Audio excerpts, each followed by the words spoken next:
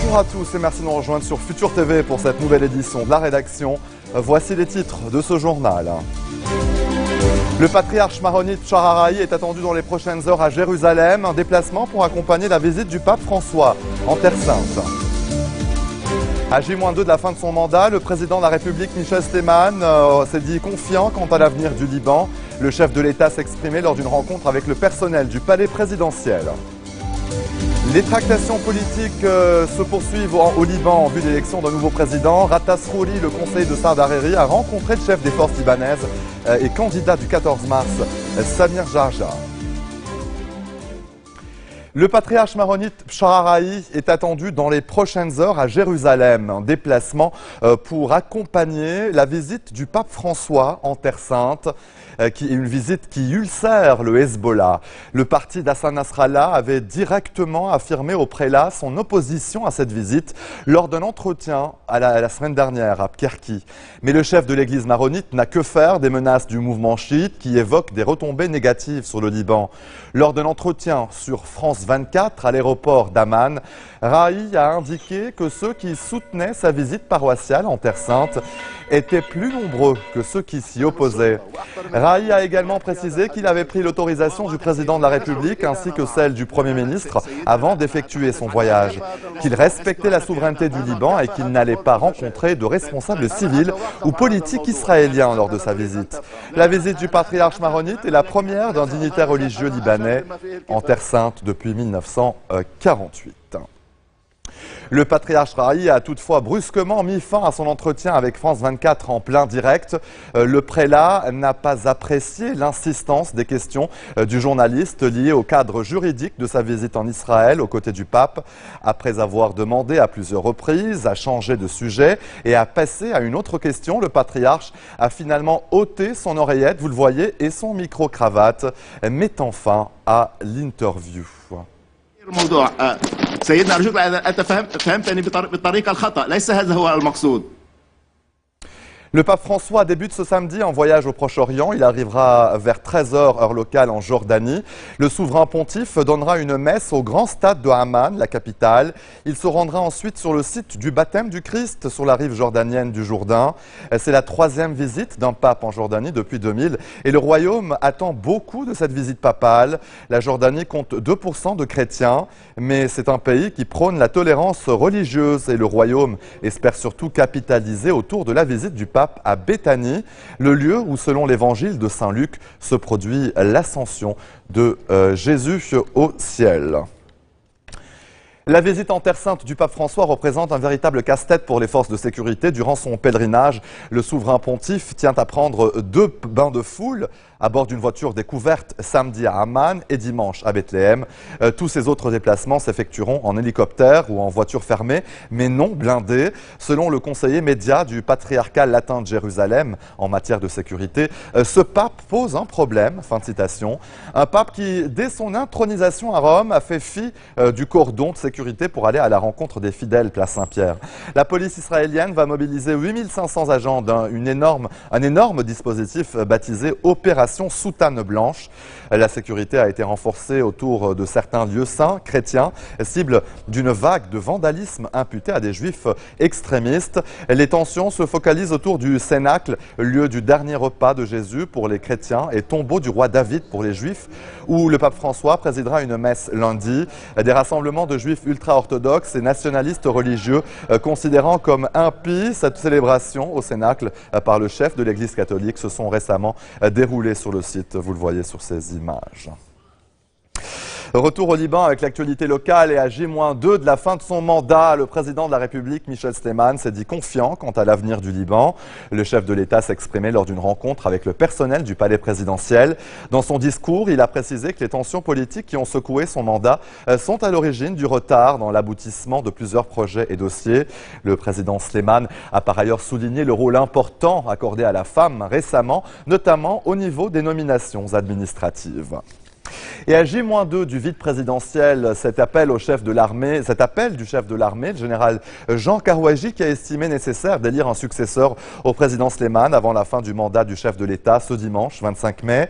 Dans un message à l'occasion de la 14e commémoration de la libération du Liban Sud, le chef de l'armée a admis que la situation au pays était délicate. Il a par ailleurs souligné le rôle de la résistance du Hezbollah dans la libération du pays de l'occupation israélienne, affirmant que les martyrs de l'armée et de la résistance sont un modèle pour le conflit israélo-arabe. Je vous le disais en titre, les tractations politiques se poursuivent en vue de paver la voie à l'élection d'un nouveau chef de l'État. Rata Srouri, le conseiller du chef du courant du futur, Saad Hariri, s'est entretenu ce vendredi à Ma'arab avec le leader des forces libanaises et candidat du 14 mars à la présidentielle, Samir Jarjah. Aucune déclaration n'a été faite à l'issue de cet entretien qui intervient au lendemain d'un nouvel échec du Parlement à élire un nouveau chef de l'État, faute de quorum. Et puis cette autre rencontre entre le chef du bloc parlementaire du courant du futur, Fouad Signora, et l'ambassadeur américain au Liban, David Hale. Un entretien axé sur les derniers développements au Liban et dans la région. La rencontre s'est achevée sans point de presse. Et avec nous en plateau, Patricia Elias Smida. Bonsoir Patricia. Vous êtes candidate aux élections consulaires des Français de l'étranger. Vous serez avec nous dans un instant pour faire le point justement sur ce scrutin très important dimanche. A tout de suite.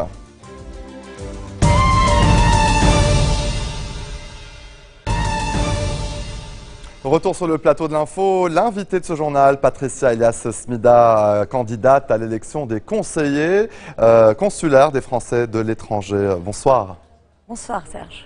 Alors le scrutin c'est dimanche, J-2, avant donc ce rendez-vous très important pour les Français et pour les Libanais qui ont la nationalité française, qui sont appelés aux urnes. Que dites-vous aux électeurs justement à J-2 du scrutin, Madame Smida? Déjà, je leur dis que ce sont des élections extrêmement importantes pour toutes les personnes ayant la nationalité française et habitant le Liban et la Syrie. Pourquoi elles sont importantes? Parce que le conseiller consulaire est la personne qui sera le pont entre eux et le consulat pour toutes leurs difficultés. Je parle pour les écoles françaises, pour les bourses, pour les aides, pour la retraite, pour les personnes handicapées et surtout pour le plan de sécurité en cas de guerre au Liban. Donc cette personne, ce sera un élu local qui sera leur interface avec le consulat pour toutes les problématiques. Donc moi je demande à toute personne ayant la nationalité française vivant au Liban et en Syrie de se mobiliser le 25 mai, donc ce dimanche, une demi-heure de temps pour aller voter parce qu'il s'agit de notre futur, de l'avenir de nos enfants. Et c'est peut-être quelque chose de très important d'avoir quelqu'un qui nous représente auprès du consulat. Et justement, quel est votre programme? Que promettez-vous en tout cas à ceux qui vont vous élire dimanche? Je promets de faire de mon mieux, mais pour toutes ces aides-là auxquelles ils ont droit, d'essayer de mettre ça au niveau national, c'est-à-dire à ce que tous les Français du Liban et de Syrie soient au courant de leurs droits. Justement, quels sont les problèmes qu'ils rencontrent au Liban en général? En fait, tous les Français de l'étranger, mais plus particulièrement au Liban et en Syrie, les seuls droits des conseillers consulaires, c'est les aides pour les écoles françaises, pour les bourses, pour la retraite, pour les personnes handicapées et pour ce qui est plan de sécurité. Mais ce que je voudrais défendre en plus, c'est il y a un projet et que l'UMP et que le PS a déjà mis sur table, qui est de mettre un impôt sur les Français de l'étranger. Et je voudrais défendre le droit des Français qui vivent à l'étranger en disant que il est vrai qu'en France, les Français de France ont des impôts, payent des impôts, mais en contrepartie, ils ont des droits, l'école gratuite, la sécurité sociale, l'hospitalisation, la retraite, le chômage. Alors que nous, Français de l'étranger, plus particulièrement Français vivant au Liban et en Syrie, nous n'avons aucun de ces droits-là. Et donc, mettre un impôt sur les Français de l'étranger sans les droits que les Français de France ont serait une rupture d'égalité entre les citoyens français et ce serait discriminatoire. Donc priorité à l'éducation pour vous, Madame Smida? Absolument, absolument. Et aussi pour qu'il n'y ait pas d'imposition sur les Français de l'étranger parce qu'on n'a pas de droit vis-à-vis en face de cela. Et surtout, rétablir l'image des Français de l'étranger parce qu'en France, on pense qu'on est des exilés fiscaux, des milliardaires. Et moi, ce que je veux dire, c'est que nous sommes des honnêtes citoyens comme les Français de France et que nous payons nos impôts dans les pays dans lesquels nous sommes. Madame Smida, comment faire pour mobiliser l'électorat et éviter des taux d'abstention records pour ce scrutin? Il faudrait surtout, ce que je veux dire, c'est qu'au Liban, il y a 25 000 Français, 17 000 inscrits sur les listes électorales, mais la dernière fois, aux élections législatives où j'étais candidate, il y a eu 4 000 à peu près votants. Et donc, ce que je demande aujourd'hui, c'est qu'il y ait plus de personnes, parce qu'après, j'ai eu des appels au secours pour des aides, et je leur ai dit, mais je n'ai pas le poste, donc je ne peux pas vous aider. Donc, moi, je dis pas, venez voter pour moi, je dis, allez voter pour la personne que vous pensez être la plus apte à vous représenter, parce qu'il faut que vous ayez quelqu'un qui soit votre voix auprès du consulat en cas de besoin. Et ce que je veux dire, c'est qu'il est vrai que je suis avocate, peut-être que je suis habituée à traiter des dossiers, à défendre des dossiers, et peut-être que c'est ce qu'il faut auprès d'un conseil consulaire, défendre un dossier pour pouvoir avoir les droits auxquels ils ont droit.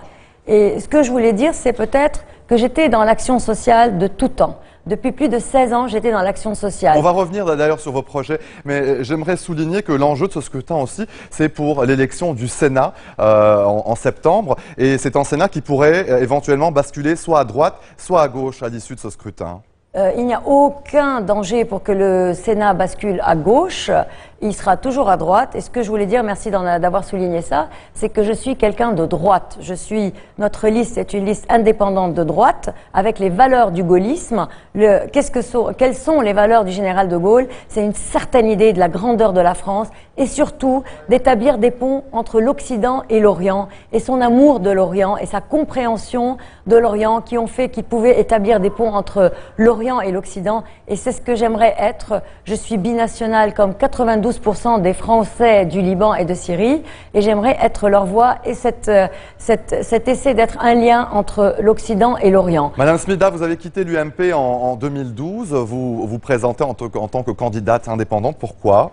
Effectivement, j'ai quitté l'UMP en 2012 parce qu'il y avait une proposition de loi signée par les députés UMP, dont Édouard Courcial, qui a été nommé juste après ministre des Français de l'étranger, qui disait que tous les binationaux ayant la nationalité française, vivant à l'étranger et ne payant pas d'impôts en France, devaient être déchus de leur nationalité française. Et étant binational, je trouvais que ça n'était pas un projet digne de l'UMP. Donc cette proposition de loi qui visait à déchoir de leur nationalité française les binationaux ne payant pas d'impôts en France et vivant à l'étranger. Et numéro 2, cette histoire de vouloir, que ce soit l'UMP ou le PS, mettre un impôt sur les Français de l'étranger. Donc je trouvais que ça ne pouvait pas représenter les valeurs que moi j'estimais devoir être celles de la droite. J'ai quitté l'UMP et effectivement je me présente aujourd'hui en tant qu'indépendante, mais ma voix ira toujours à droite. Et pour le Sénat, ma voix se placera toujours à droite. Je voulais dire que j'ai le soutien du député français Philippe Folliot, qui est le secrétaire général du groupe d'amitié parlementaire France-Liban. J'ai également le soutien du député et ex-ancien ministre de la Défense sous Nicolas Sarkozy, M. Hervé Morin, pour ces élections. Ma liste qui s'appelle La Force de l'Engagement a ce soutien-là. Mais je pense que pour des élections qui sont évidemment des personnes de droite, pour ces élections-là, point besoin d'avoir des partis derrière soi parce qu'il s'agit d'un travail social. C'est un travail d'assistante sociale. C'est pour être au service des autres. Patricia El Asmida, candidate à l'élection des conseillers consulaires des Français de l'étranger. Merci d'être venue sur notre plateau pour en tout cas parler un peu de votre projet et en tout cas bonne chance pour le scrutin de dimanche. Merci. Et c'est la fin de ce journal. Tout de suite le rappel des titres qui ont marqué l'actualité de cette journée. Le patriarche maronite Chararaï est attendu dans les prochaines heures à Jérusalem, un déplacement pour accompagner la visite du pape François en Terre Sainte. À J-2 de la fin de son mandat, le président de la République, Michel Sleiman, s'est dit confiant quant à l'avenir du Liban. Le chef de l'État s'est exprimé lors d'une rencontre avec le personnel du palais présidentiel.